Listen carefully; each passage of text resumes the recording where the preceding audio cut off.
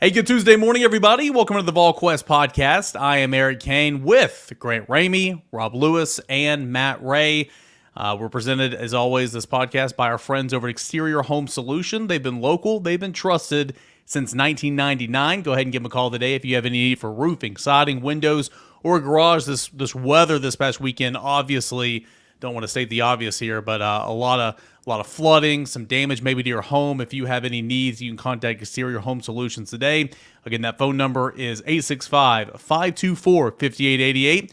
You can visit them online at exteriorhomesolutions.com. Got a lot to get into here today. Of course, Tennessee was off this past weekend, so for most of you guys, I would imagine you sat back and relaxed a little bit, hung out with the family, watched some football. And an upset with Kentucky over Ole Miss, probably the game of the year to this point, Alabama and Georgia. A lot to go on, but we'll start with Arkansas at Texas A&M. Rob, Arkansas looked to be in control early on in that football game, had 3 leads in that football game, but gave it up. And, of course, Tennessee's going to be in Fayetteville this weekend. What did you see from the Hogs in Arkansas against Texas A&M, kind of from a Tennessee perspective heading into this weekend? Yeah, not a big surprise. Like most of us, watched a lot of the Oklahoma State game, watched a good bit of them against Auburn, and just, pretty pedestrian. Taylor Green can definitely, make some plays, but, he's also, very prone, turnover prone. He's got 5 interceptions and 4 touchdowns. Just, outside of him and, getting outside of the pocket and making things happen. To me, this is not rocket science. They just, don't look very electric, offensively. In the passing game, and just I like this matchup for Tennessee. At home, I would expect Arkansas to play tough. Their backs to the wall. They are not going to want to start out, 1-2 in SEC play. Certainly, Coach Pittman is motivated, but man, they just don't look to me crisp enough offensively to handle the smoke that Tennessee's going to give them. Now, defensively, I think they're sound. I don't think Texas A&M is very good, but are very electric, but they're sound on that side of the ball. I don't know that Tennessee's going to score 50 points this weekend, but I think Tennessee's substantially better than this team. Yeah, great. You look at Arkansas in the 2 SEC games the last 2 weeks. Defensively, they've given up a combined 31 points. That's not bad. And Josh Heupel spoke Monday about how with Arkansas it starts defensively. They're playing like one of the best units in the country. They're aggressive in the back end. I think they forced 7 turnovers. They're really good on third downs. We'll get back to the offense here in a moment, but defensively, yeah, to Rod's point, maybe you don't score 50, but it's a pretty stout unit, kind of like going into the Oklahoma game. I don't think this defense is nearly as good as Oklahoma's, but that's kind of what they're hanging their hat on so far. That's what I was going to say. It kind of feels like almost a run it back at Oklahoma, where you're facing a tough defense and you're going on the road. You're expecting it's going to be a night game. Losing the week before kind of takes some air out of the home crowd you would expect, but still you're going on the road. And every time you go on the road, every game you win, the next one becomes a little bit bigger, a little bit more pressure to kind of keep doing what you've been doing. And Tennessee's going to have to take care of the ball, and they don't have to score 50. That's the thing. 2021, 2022, you had to score a lot of points to win a football game if you're Tennessee. Now you can go to Oklahoma and be up 22-3 in the second half and be in control because you know what your defense is going to do. You know what the defense has done through the first 4 games. So, you kind of feel good about matching up with another tough defense like they did at Oklahoma, and you're fine having ball control and run the football and kind of forcing it with Dylan Sampson if you have to go that way, not putting it all on the shoulders of your redshirt freshman quarterback Nico. Don't put it on Nico's shoulders and just go from there. Like, you don't have to. You can match defenses, and that's fine.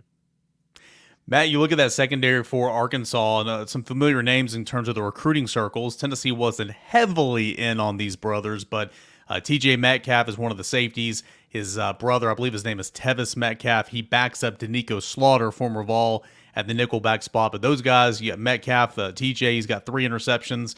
You got 2 veteran safeties there, Jaden Johnson being the other one. They play kind of a rotation at cornerback. With Jaheim Singletary, who's got an interception. Marquise Robinson's got 4 pass breakups. Again, it's you've got Landon Jackson up front, who's a pretty good player off the edge. But in the back end, I think it's going to be a nice little challenge for Nico and these Tennessee wide receivers. Yeah, I think so, Eric. Like you said, a group of guys that are experienced, they're turnover happy guys. So they're going to try to make some plays. So for Nico, he can do some things with his eyes to create separation, I think, for Tennessee. And he does some things really well with just, that aspect naturally. But on the edge, I think the Jaheim Singletary matchup is an interesting one for Tennessee, right? A guy that was at Georgia before, a lot of length, transferred, you know, a guy that was really coveted coming out of the high school ranks. So how does he match up with a Dante Thornton, a guy that's been really good at creating explosives for Tennessee? So I think Tennessee gets creative, but I tend to agree with Rob. I don't think this is an Arkansas offense that is explosive enough, electric enough to really force this into a shootout. And I think Tennessee can comfortably score enough points to win this game. It's probably not 50, but it wouldn't surprise me if it's 38. You mentioned Singletary being a Georgia transfer. Xavier Sorey, the linebacker, also a Georgia transfer, started 2 games for the Bulldogs a season ago, and he's the leading tackler by a long shot. 32 tackles, got 4 TFLs.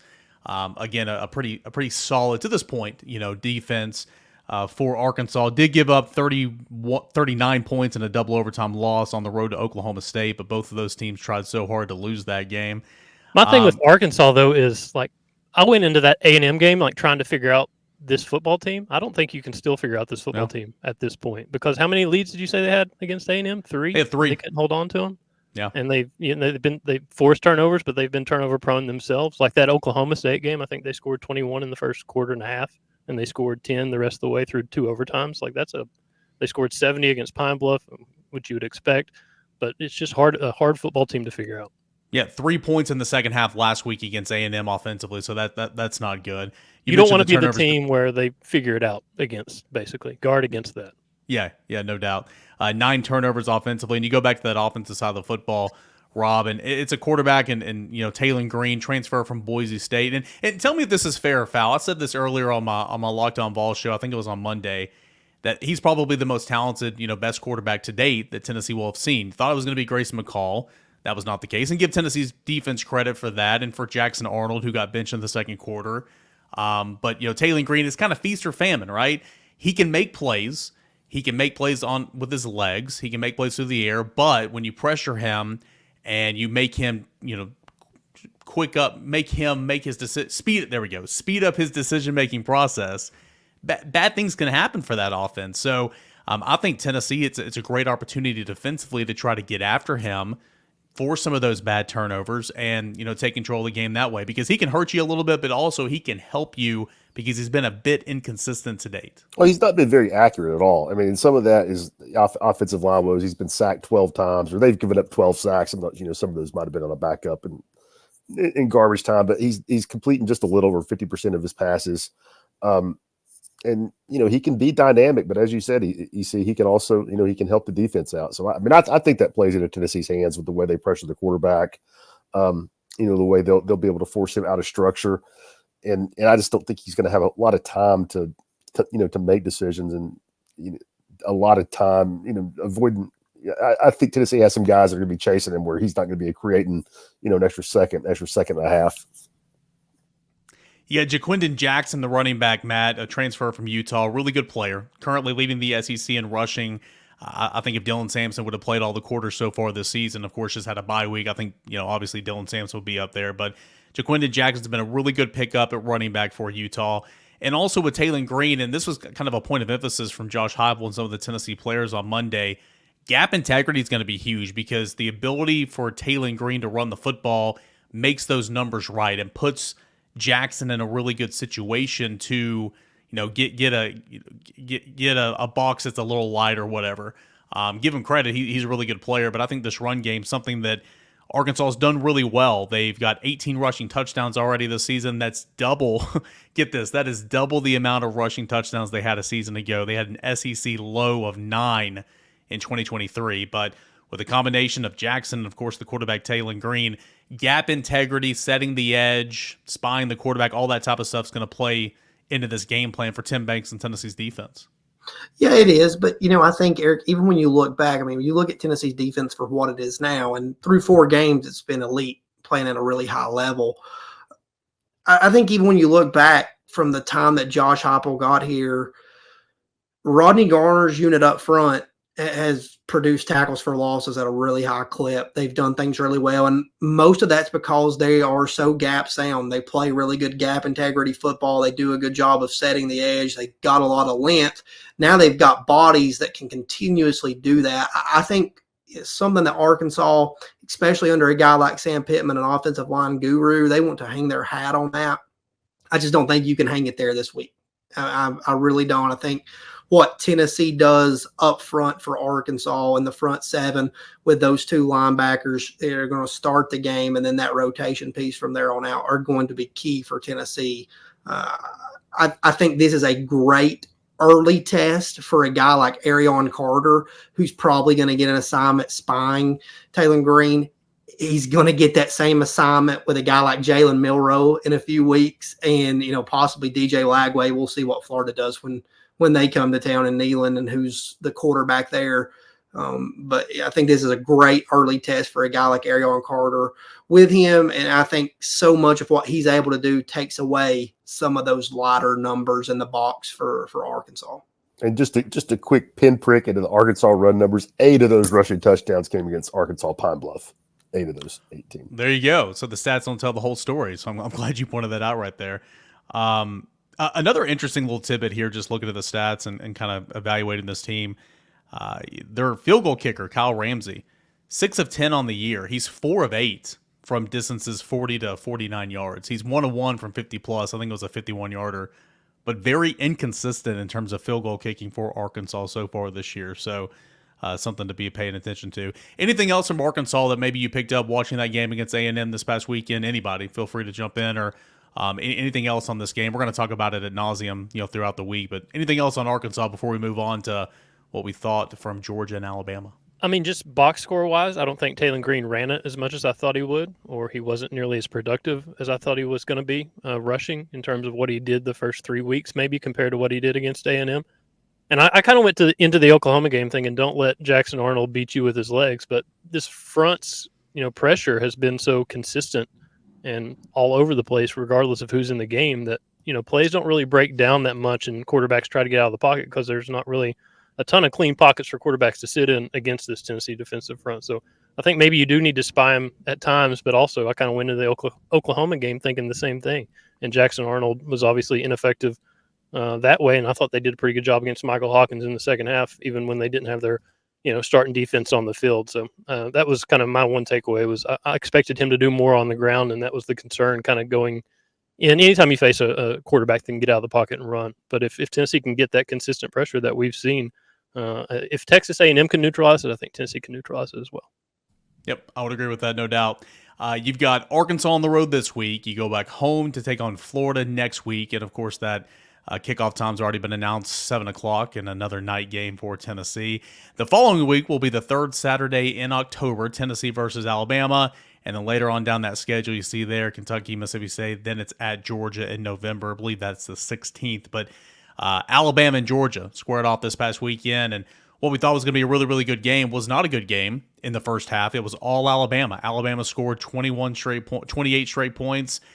Trevor Etienne scored for Georgia, making it 28-7. Alabama went into the halftime break after getting a safety, leading 30-7. But then Georgia hit that comeback trail, scored a touchdown, went for 2, got it.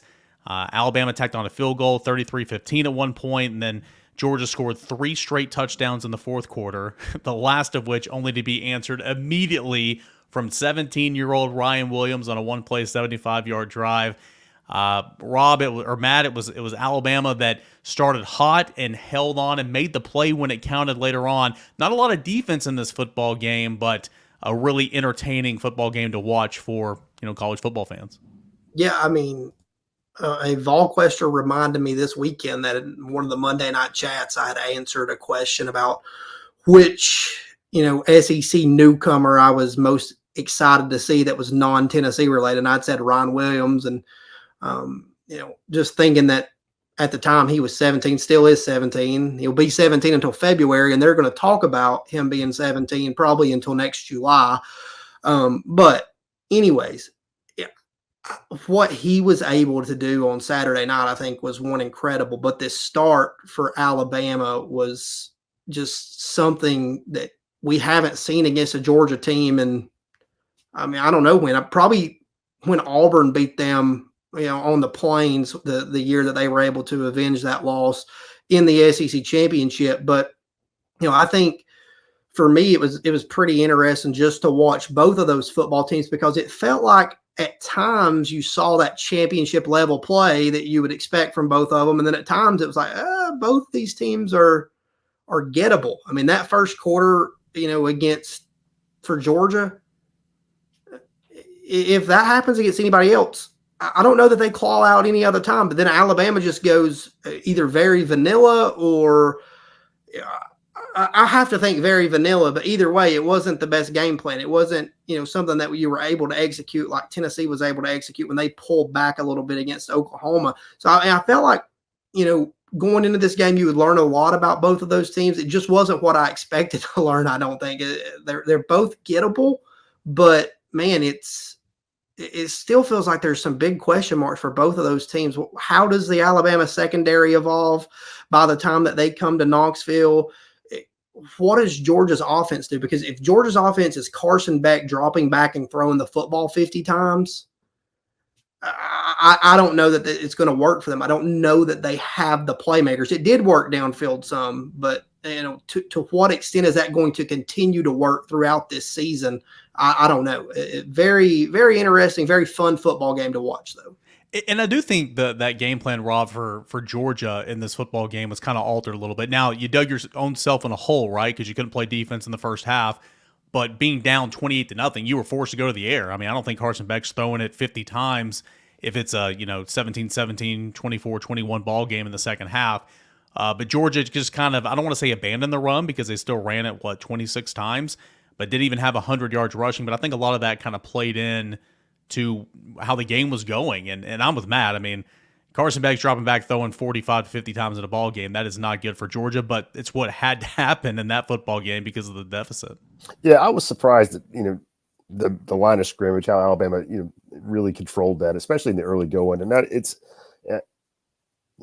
I guess it's hard to say. Did Georgia abandon the run, because of the score, or could they not run the football? I mean, you just mentioned Aaron. I mean, they still didn't get 100 yards with 20-something rushes. So, at best, I mean, they couldn't dominate Alabama up front. So, I guess my biggest takeaway was, I mean, I think both those teams will get a lot better. I mean, they're obviously talented. I mean, you got a lot of young kids rolling in there into new spots that are, we're the current 5 stars are coming in and replacing the former 5 stars. So, they're still figuring some things out. So both those teams will get a lot better. But my biggest takeaway is that Tennessee could beat both those teams. I mean, I don't know. I'm not saying they will beat both those teams, but it would not be some crazy upset for Tennessee to win either one of those games. And I will say this, after watching a lot of football on Saturday, I don't think Josh Heupel would trade quarterbacks with any team in the SEC. I like what Matt said, where they both looked elite for stretches and they both looked very human for stretches. I mean, that Ryan Williams play, what are you going to do? There's a really famous clip of Reggie Bush against Fresno State. Y'all remember that at the Coliseum, probably whatever year that was, I don't know, 05.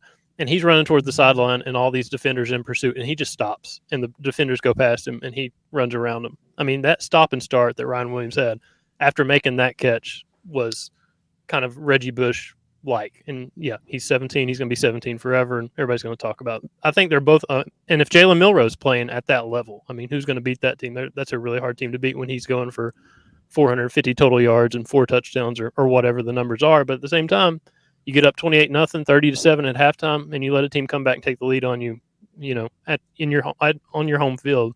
That means you're a little bit human. If they let their foot off the gas, so be it. For Georgia to come back the way they did, that's just as impressive as the start was worrisome. But at the same time, Texas kind of didn't do all that much against Mississippi State. It felt like, obviously Kentucky did what Kentucky did against Ole Miss at Ole Miss. It feels like there's not a team that's way ahead of the others, like head and shoulders above the others. And Kalen DeBoer's no dummy. He's won games because he's a really good football coach. He's going to be a good football coach. Is he going to win 9 SEC titles and 6 national championships? Probably not, like Saban did. But they're going to keep winning football games. They're going to keep recruiting at a high level, just like Georgia is with Kirby. And they're going to be 2 tough teams. But like Matt said, I think they looked elite at times, both of them. I think they both looked human at times. I think Jalen Milroe, man, I didn't learn this last weekend. Obviously, he's been making some plays the last couple of years. He's a really good college quarterback. Now, when he gets rattled and he's off, he's off. But that doesn't happen. That's few and far between, right? But when he takes over a football game like he did the other night, his ability to run the football, I mean, he looks like a tight end. He's got a really, really good arm. He's going to be an issue. And it's kind of like when you go back to 2022, Tennessee beat Alabama. Bryce Young, who was, by the way, very questionable in that football game. We were all down there with binoculars looking in pregame warm-up, see how he was throwing. Very questionable. He still went off, but you found a way to win the football game. So, like in a couple of weeks when Tennessee plays Alabama, Matt, Jalen Milroe is going to have a game. He's going to make some plays.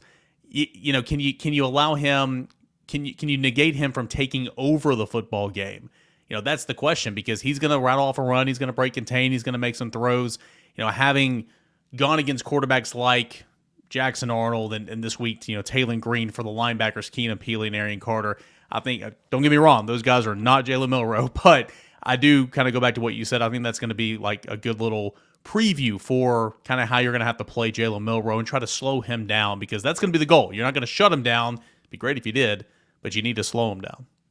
Yeah, I mean, that's the whole deal with a guy like Jalen Milroe, a guy like a Ron Williams. You see it in the NFL, you see it in college football. You try to slow those guys down. You try to limit what they're able to do. You don't want them to be able to take over a game. And the thing for Tennessee in years past, I think, is the fact that to do that, they've had to overcommit. They've had to oversell to do that. Now they have the depth pieces, the pieces kind of across the board to be able to do some of that, to slow those guys down without overcommitting. So I agree with Grant. I agree with Rob. I think the one big thing that you take away from this weekend from that game is that Tennessee is not going to be some shocking upset if Tennessee beats either one of those teams.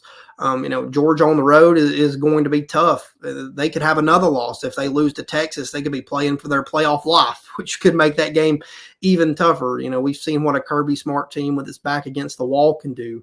Kalen DeBoer is obviously going to be welcomed, to the SEC, to that road environment. Neyland Stadium is going to find out exactly what the third Saturday in October is all about. But I think ultimately, as both of those teams continue to grow and evolve, like Rob said, you're going to have 5 stars replacing the 5 stars. For Tennessee, it's about limiting those explosives and creating some of your own, and they can do that. There's no doubt about it. So I think, as this season kind of continues to play out for Tennessee over the next 2 weeks, you've got 2 games that are more than gettable, 2 games that you're big favorites in. You've got to take care of business, and you should get some work in for both of those games that we're talking about. We'll briefly touch on Ole Miss falling to Kentucky and some more takeaways. Rob kind of hit it moments ago, saying his biggest takeaway from that Alabama-Georgia game was, hey, Tennessee might not, but Tennessee can win both of those football games. Overall takeaways from this weekend as it pertains to Tennessee, that and a couple more items here when we return on the Volquest podcast. Do want to tell you about our friends that's over at Game Time. You can download the Game Time app or go to gametime.co. Put in the promo code ON3. Promo code ON3. You're going to get $20 off your first purchase. Terms apply. Again, create that account. Put in the promo code ON3 for $20 off. What is the Game Time app? Well, it is an app. It is a website to where you can buy tickets to events in your area.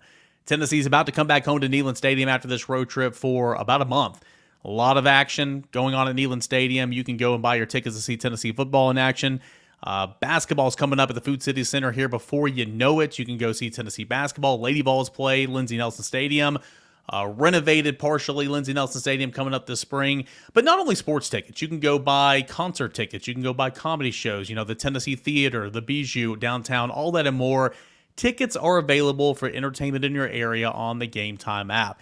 So go to Game Time, download the Game Time app, put in that promo code ON3 for $20 off your first purchase. Check out the lowest price guarantee, all-in pricing, Game Time ticket coverage, the most flexible customer service policy in the ticketing industry, all that and more on Game Time. Download Game Time today. Last-minute tickets, lowest price, guaranteed. And as always, do want to give a shout-out to our friends over at Exterior Home Solutions. Hey, Sterling, man, come on, we got a roof to replace. Let's go, baby. It's Go! game time. Let's go. Hey, Sterl, you ready to go to the top? Man, I can't believe you guys been doing this for 25 years. Oh, baby. Now this is what I call a rooftop party. We have 25 years experience in roofing and exterior renovations, and we're backed by the best. Are you ready to get your rooftop party started? Give us a call, 865-524-5888. Big shout out as always to our presenting sponsors, Exterior Home Solutions, local and trusted since 1999. That phone number again, if you have a need, 865-524-5888 or online at exteriorhomesolutions.com. All right, we continue to look around at the SEC from this past weekend. Tennessee was off, and how these games pertain to Tennessee. We've talked about the game of the year so far, Georgia and Alabama. We talked about Tennessee's next opponent, Arkansas falling to Texas A&M. We're not going to hit all these games, but I do want to visit the upset. That's Kentucky over Ole Miss. Boys, is Kentucky kind of good? Is Ole Miss very much overrated? Is it a little bit of both? I don't think Kentucky's great, but Grant, you're shaking your head here. They took Georgia to the brink a couple weeks ago after getting smacked by South Carolina, and then you take it to Ole Miss on the road. I do think Ole Miss is overrated a little bit, but where are you at on Kentucky right now? I have no idea where I am on Kentucky because of that 31-7 South Carolina That's score. exactly right, Grant. I just co-sign. Continue. In Lexington, after South Carolina struggled to beat Old Dominion at home the week before, I mean, they thoroughly dominated Kentucky in that game. I guess that was week 2. And since then, Kentucky, probably should have beat Georgia at home if you go for it instead of putting it away and never get the ball back. I mean, and to go to, Ole Miss probably a little bit overrated, but I think Ole Miss is still pretty good. I thought their offensive numbers were pretty insane through the first 4 games or however many games they played before Kentucky, and then to just score 17 points at home in that game, 11 a.m. local time. I don't know how you don't get up for that game like that, and that's going to be a big result down the road for somebody in the SEC that's trying to get a playoff, get in the 12-team playoff. That's going to be a big deal that Ole Miss lost to Kentucky at home. It could be for Tennessee, it could be for whoever. Like, you lose those games early in the season that you shouldn't have lost. Those are going to matter. Like Rick Barnes says, you think a loss doesn't matter in November, just wait till March and see what it looks like. That's going to be a big loss down the road. I think Kentucky, I don't know. I guess they've woken up since that South Carolina game. That defense is suddenly something. I don't know how to figure out this team because I just keep going back to that South Carolina game. Ole Miss might not be very good on the offensive line. Defensive line, they got some players and all that. Kentucky kind of got drug around there first bit of the first quarter, but Kentucky really responded well as the game went along.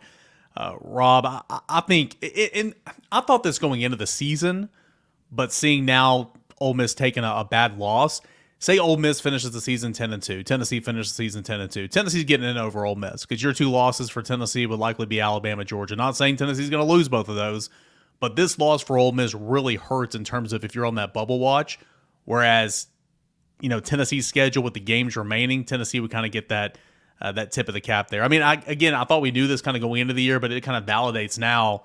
Tennessee controls its own destiny in the best way possible, and it can even afford a slip up or 2 against quality competition. You just cannot do. You can't do what Ole Miss did, losing to a team that you should be beaten. And Grant, I don't know what the spread was, but I would imagine Ole Miss was, almost a 2-touchdown favorite against Kentucky like at home. It was 15 and a half. Yeah. I think.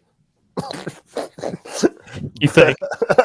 But I mean, it's a brutal loss. I mean, and Eric, you're right. I mean, that's one you can't have. I mean, think of the difference. In Tennessee had to go win that game at Oklahoma, and think about the possibilities that opened up for them.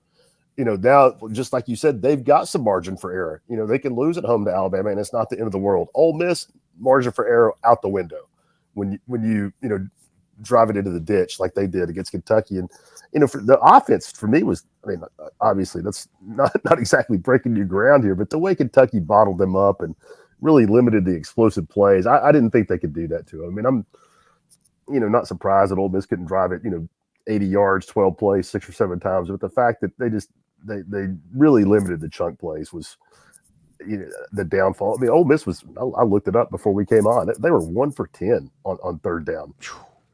And Kentucky ran 20 more plays than Ole Miss did. I mean, I bet if you'd have made that bet with Lane before the game, you could have his house. You could have the dog for sure. Yeah, think about that. I mean, that's a really good point. I mean, Mark Stoops' Kentucky Wildcats ran 20 more offensive plays than Lane Kiffin's Ole Miss Rebels. I mean, that's 2 opposite styles of football almost. Now, I know Lane's not going as fast as, what Levy and, of course, Heupel's doing, but I mean, that's almost mind-boggling just to think about that. Yeah, I mean, it is, but I think at the same time, one of the things that showed up in that game was just the identity still holds true for Ole Miss to this point, right? I mean, a team that can be physical, that can smack you in the mouth early. It seems like in those ball games for them, they kind of go into a little bit of a shell. Those explosives go away, and they just don't like to play that style of football. And if you watch much of that game, they got pushed around, like you said, Eric. They got some pieces up front on the defensive line, and Walter Nolan showed up big at times. But on the offensive line, they got bullied. Deion Walker was in the backfield consistently. He's a good player. A really good player. Kentucky made Jackson Dart do a lot of different things outside the pocket, places that he's usually pretty good at. It just didn't work out. But I thought overall for Ole Miss, losing that game, not getting up for it, you've got the stadium striped, you've got the end zones painted with the SIP. Recruiting logo. It's okay. And Slogan, you I'm sorry. lose the football game. And then you lose the football game. I thought it was a bad look. I thought more so than that, it was just a really bad look. Here's why you can't lose that game if you're Ole Miss, because you go to South Carolina Saturday, which transitive property, that's going to be a pretty tough game. You go to LSU in a couple weeks for a night game in Baton Rouge. You have Georgia on the schedule at home in November. Like, you can't lose those, and it better be a cautionary tale to a lot of teams like Tennessee. Like, you're going to Arkansas, you better handle your business, because if you don't, you can see what happens, especially when you're going on the road at night and all that stuff. Like, you're still playing for a lot. You want to keep playing for a lot. You better take care of your business and be a mature football team. Obviously, it's not a noon home game. You're going on the road to Fayetteville for a night game, but you better be a mature football team and handle your business the way we've seen them handle it at Oklahoma or Kent State or Chattanooga, whoever it is. And you better keep doing that if you want to, stay alive in this race, I guess. Not a very exciting game on the Plains the other day. I mean, Peyton Thorne, at least from a statistical standpoint, 338 yards, right? 21 to 31. Not bad. 3 touchdowns, but that one interception, woo, that was the game. Pick 6, Kip Lewis takes it to the house. And Rob, again, we don't have to spend a lot of time on this, but you want, if you're Tennessee, you want Oklahoma to just keep on winning, keep on winning, keep on. They're very much in figured out mode. Michael Hawkins wasn't fantastic, but offensively, still kind of what they are, but that defense travels, as we continue to talk about, and that pick 6 was huge. And if you're Tennessee, you are rooting for Oklahoma every single week. Yeah, I mean, big win for Oklahoma, and then I think that they are, I'm not trying to hate on or be critical, but I mean, I think they're getting a taste of the SEC. If you saw that injury report last week, I mean, that was that was a welcome to the SEC injury report. I'm not saying that's the only reason, but fans of SEC teams have seen those kind of injury reports a couple times every year. I mean, what they had, 10 guys out or something, like their top 4 receivers. So I thought that was a gritty win for Oklahoma, and kind of validation for them. And man, Auburn. Whew, I mean, if you're working in sports information for Auburn right now, I mean, you're like jumping in front of microphones with a flak jacket anytime somebody comes around. You freeze. I don't want to get sidetracked, but I've never seen anybody say anything like he did last week about if we play Arkansas 9 times, we would have beat them 9 times. But I love. But he loves Sam Pittman. That's loves the most. Sam Pittman, though. And that's one of the most tone deaf. I mean, just unbelievable things I've heard come out of a coach's mouth that's running that level program, making that kind of money. How many games do you think they need to beat Cal? How many games do you think they need to beat Cal? Just amazed that he did that. But again, he's calling all the right plays. Well, Rob, what did he say on Monday? Didn't he say on Monday that he thought that was one of the best game plans Auburn's ever had against Oklahoma, where they scored 21 points? I had not had the chance to click on it and go in depth yet. Oh. I saw the headline where he was praising the game plan. I mean, dude, that's They're 2-3 after 5 straight home games. They had 5 straight home games to open the season. That's crazy. And now you're going to Georgia, and then after a bye week, you go to Missouri. It's bad enough as it is, but it could spiral quickly. Picked a good time to go to Athens too. Yeah, a great time. One more subject here as we continue on with this Tuesday edition of the Volquest podcast. Grant, I want to get your thoughts real quick out the door. I know you got to step out a few minutes early, but 4 weeks in, kind of a bye week convo. I get all that, but we're heading back into game week. Biggest surprise from Tennessee that you've seen so far this year, and then counter, if you have one, biggest worry. Biggest surprise, probably how consistently they've shown up. It doesn't matter if it's Chattanooga. It doesn't matter if it's Kent State. Like 65 on the board in the first half against Kent State, that's crazy. And whatever it was, 50 something against Chattanooga in the first half. To handle NC State the way they did, to handle Oklahoma in that road environment the way they did, to be in control. I mean, I don't think they've trailed this season. I don't know what the stat is there, but they've just been in so much control, it feels like, from the start, and how consistently they've been in control and how kind of mature and gone about their business what they've done through 4 games. I think that's the biggest reason to be encouraged with this team moving forward, because they've been ready to go since day one out of the gate. The concern is probably offensive tackle, just because of the prisoner of the moment and what we saw at Oklahoma, and you don't have a ton of depth there, and it's hard to play down one tackle or 2 tackles for anybody, but especially for Tennessee. So that could be solved in Fayetteville and moving forward and be fine. Nico, you don't have to put it on his shoulders. You can win football games without Nico being the star. He's really good, extremely elite talent, elite arm. The way he puts the ball on people and the velocity on his passes and the placement is crazy to me. But you got Dylan Sampson, who's got 10 rushing touchdowns through 4 games. Like, that's all that dude does is score touchdowns and get you, it moves the chains when you have to move the chains in those ball possession moments. So just the way they've handled their business, both sides of the football, special teams, they've been really consistent. That's been really impressive to me, and I think they're a really good football team.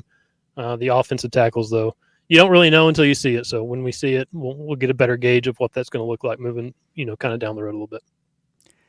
Yeah, it's a really good point. I mean, again, there's not much to hate on this football team about right now.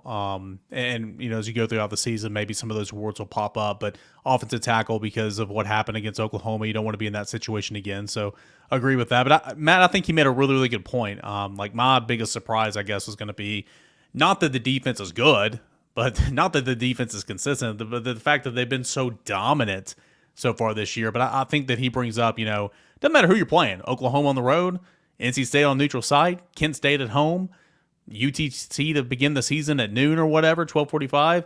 Tennessee's ready to go. And I think that is a really, really good point. And also it shows how mature and how veteran-led your football team is. And, not every winning team, championship team's got great locker rooms, but the majority of them do. And I think that stuff matters. And I think Tennessee's got that in the locker room. They're mature, a real mature football team, not just in the position rooms or on the field on the depth chart, but just the way they go about their business. Yeah, they are. And, I'll go for biggest surprise inside of that defense and how dominant they've been. I think for me is Jermod McCoy. Through 4 games, he's been as good as any quarterback in the country. Now, granted, UTC, Kent State, Oklahoma, and NC State, how much more is he going to get tested down the stretch? A lot. But, you knew that Tennessee had to go get a transfer cornerback, and he is one that has really alleviated some struggles to at least start 2024 in that secondary.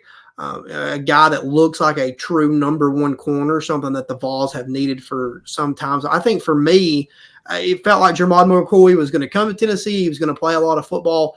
Given what he did at Oregon State, he was going to make some plays. I just wasn't expecting him to play at as high a level as he has to this point. And then, biggest concern, I think you can beat the offensive tackle depth to death. It's obviously very clear for Tennessee that that's a concern. No matter how, deep and talented that front 7 of Oklahoma is, and they are deep and they are talented, a very good unit that can rush the passer and do a lot of different things to stress the offensive line.